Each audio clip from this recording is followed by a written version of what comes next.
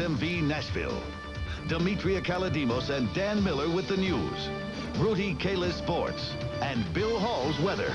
Next on Impact 4, a night owl in tennis shoes. 54 years old. Some people think this man is crazy. You might think so too. But this running man could care less. I'm Andy Pearson. You'll meet one of Nashville's fixtures in the middle of the night. Coming up next in Impact 4.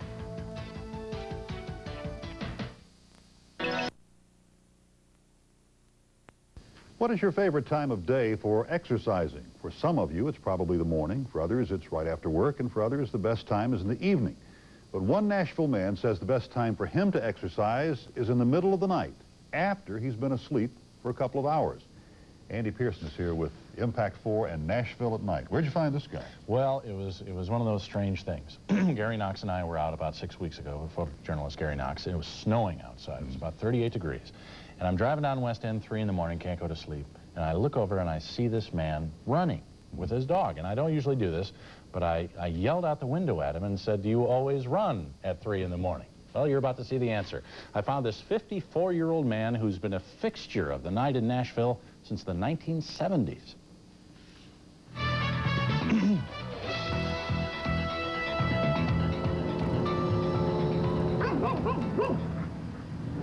It's a time when the city neither stops nor goes, only flashes yellow. When the wind blows coldest. When sounds that would be buried in daylight come alive over the nighttime stillness. A time of day most men and beast would not claim as their own, except for a select few. Hey, 2 o'clock until 4 o'clock, that's my time. If I'm in New York, if I'm in Chicago, if I'm in Phoenix, and I've been, you know, all these places, everywhere I am at this time of the morning, I get up and I do me an hour and 25, 30 minutes. Move on, dog. I've been running since about 1976. And I love to run at night because I'm the only one out here. I know nobody by name, but I know every truck and all the homeless folks and folks I yell at and wave at, and folks who are watching out for me, police, the garbage folks, the news people, everybody. He's a fixture to people who work the night shift, as reliable as time itself. No, they see me, but they really don't know who I am. Every now and then, I'll talk to one person or something, but 90% of them don't know who I am, have no idea. They only know they see me out here almost every morning, about the same time.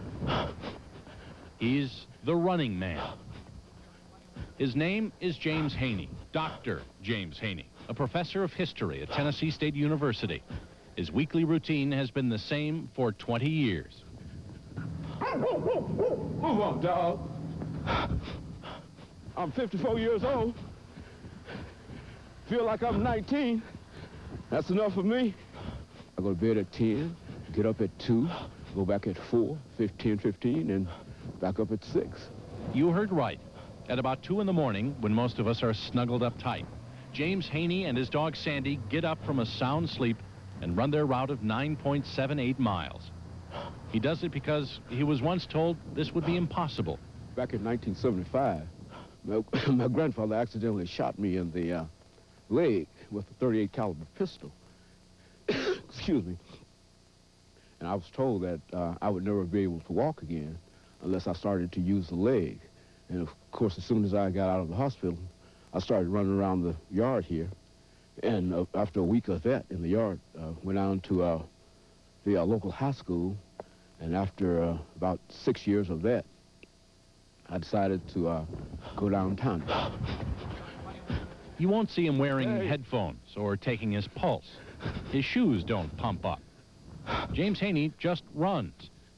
Down West End, past Vanderbilt. Morning. Up and down the deserted streets of downtown Nashville. To the banks of the Cumberland River. Down to First. It's 9 7/8 of a mile down to the foot, all the way greeting and waving to people he's seen for nearly a third of his life. Man. How you doing this morning? Good, you? All right. James Haney does this 5 days a week. Same time, same route, same distance. I can't see any disadvantages in this at all. And this is what I do, and I love it. I'm not doing this with people. And if they think I'm crazy, well, I can appreciate that. I just believe in the human personality, and I believe that we can do anything that we want to do once we make up our minds to do it. Takes an hour and a half out of my day, and I think it's worth it. Plus, it requires discipline, and I think I got that. And that makes me feel good about myself, gives me greater self-esteem, and I can get out and meet the world better. As he makes that last block toward home, there's no one there. No welcoming committee at the finish line. No one to notice. Before he goes back to his wife and children in his warm bed, there's always a prayer of thanks that he's been able to put one foot in front of the other for another night. Oh, Thank you, Lord. Okay. Thanks that he can still devote 2 hours out of each 24, even though it is in the middle of the night, to his body and his well-being. Thanks that there is life, and that life is good. Very few people that I grew up with are alive today, you see, and many of them have died of heart attacks and strokes and violence and whatnot, but Dr. Haney keeps pushing on. And I tell folks that I'm going to be around here a long, long time. I'm going to be around here at least 100 plus. I mean, that's what I'm looking for, you know. In fact, Dr. Haney says he plans to live to be 120. Very Willard Scott. Now, does the doctor ever have problems out there? Anybody ever attack him or try to rob him or anything? Never. In 20 years. Really? Never had a problem. In all those cities, too. But he says the biggest threat is the cars, you know, coming out from the clubs late at night, so he doesn't run on Saturday. Yeah, very impressive. I'm amazed he goes to bed, wakes up, and does this. Yeah, and he's refreshed. That's amazing. Goes back to bed. Demetria. Ahead on the scene at 6, they don't call him Mr. Fix-It for